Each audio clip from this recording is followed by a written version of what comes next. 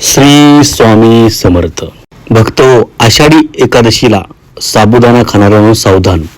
हा साबुदाणा तुम्ही अजिबात चुकूनही खाऊ नका, अन्यथा तुम्हाला आयुष्यभर पछतावा लागेल, रडत बसावं लागेल. कोणता आहे तो साबुदाणा, काय तुम्हाला काळजी घ्यायची आहे आषाढी एकादशीला विशेष करून? चला तर जाणून घेऊया. आषाढी एकादशीला साबुदाणा खाणाऱ्यांनो सावधान. हा साबुदाणा खाऊ नका. पूर्ण व्हिडिओ पहा. बघा, साबुदाणा भेसळयुक्त आहे हे कसा ओळखायचा? तर साबुदाणा त्याच्यामध्ये प्लॅस्टिक असतं. खरेदी करताना एक गोष्ट नक्की तपासायची आहे. ती म्हणजे कोणती? तर साबुदाणा हा बघा, आषाढी एकादशी आहे आणि या निमित्ताने आषाढी एकादशीला अनेक जण उपवास धरतात, एकादशी धरतात आणि या दिवशी उपवासाचा पदार्थ म्हणून साबुदाणा खिचडी खाल्ली जाते. साबुदाणा जास्त प्रमाणात विकलाही जातो. त्यामुळे आषाढी एकादशीच्या उपवासाला साबुदाण्याची खिचडी, वडे बनवले जातात.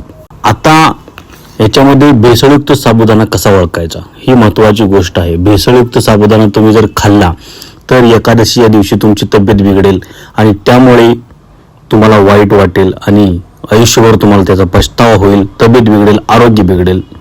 यामुळे काय काळजी घ्यायची? तर बघा, यासाठी लागणारा साबुदाणा हा खरेदी करताना तुम्हाला काळजी घ्यायची आहे की बाजारात साबुदाण्याची मागणी वाढल्यामुळे भेसळयुक्त बनावट साबुदाण्याची विक्री सुरू आहे. साबुदाण्याचा आरोग्यावर परिणाम होत आहे. भेसळयुक्त साबुदाणा आरोग्यासाठी घातक आहे.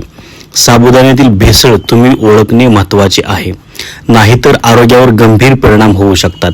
यासाठी तुम्ही घरच्या घरी भेसळयुक्त साबुदाणा ओळखू शकता आणि ओळखलाही पाहिजे. ते कसं? तर चला सांगतो. आता बघा, साबुदाणा बनवला कसा जातो? पहिली गोष्ट, साबुदाणा हा टॅपिओका नावाच्या वनस्पतीच्या मुळापासून तयार केला जातो. त्यानंतर तो लहान मोत्यासारखा कणामध्ये प्रक्रिया करून वाळवला जातो. आता भेसळयुक्त साबुदाणा कसा बनवला जातो बघा.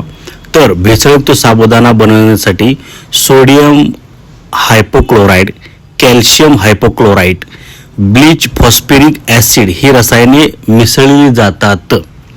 यामुळे पोटाचे विकार होतात, साबुदाणा पचायला जड जातो. असा हा भेसळयुक्त साबुदाणा असतो. आता साबुदाणे निवडण्याची पद्धत कशी आहे बघा, कसं निवडायचं आहे? तर साबुदाणा खरेदी करताना स्वच्छ आणि समान आकाराची निवडा. तुटलेले लहान किंवा मोठे साबुदाणा खरेदी करू नका. ही अतिशय महत्त्वाची गोष्ट आहे आणि ती लक्षात ठेवायची आहे. त्यानंतर बघा, पाण्यात भिजवून साबुदाणा तपासायचा आहे. कसा?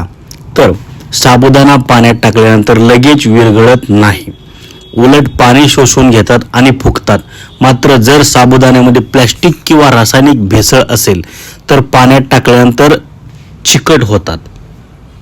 अशा पद्धतीने साबुदाणा तुम्ही भेसळयुक्त आहे की नाही हे ओळखू शकता.